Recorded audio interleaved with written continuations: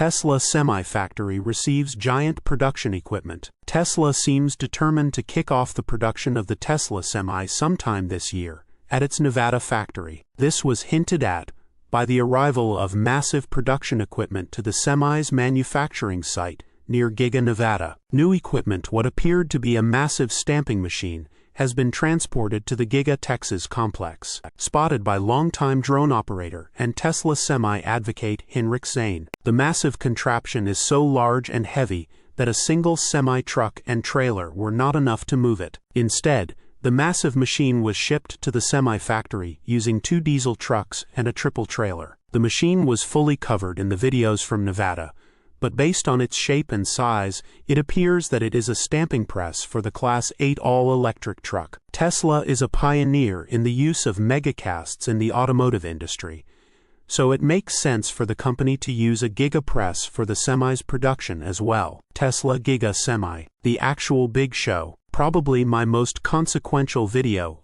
of the construction of the high-volume semi-factory. Enjoy, it's a long one. Ambitious goals. The Tesla semi-factory is expected to produce a whopping 50,000 units of the Class 8 all-electric truck annually when it is fully ramped. At that output, the facility would be one of the country's highest volume plants for semi-trailers, electric or otherwise. In a video posted earlier this year, Dan Priestley, who leads the semi program at Tesla, stated that the company is looking to achieve volume production over the coming quarters. This should allow the Tesla semi-factory to mass-produce the vehicle by 2026. Tesla CEO Elon Musk reiterated this timeframe recently when he responded to a post on social media platform X about Microsoft co-founder Bill Gates being bearish about battery-electric semi-trucks. Tesla Semi will be in volume production next year, Musk said in his post, which also included a laughing emoji. Source: reposted and summarized from Simon Alvarez at teslarati.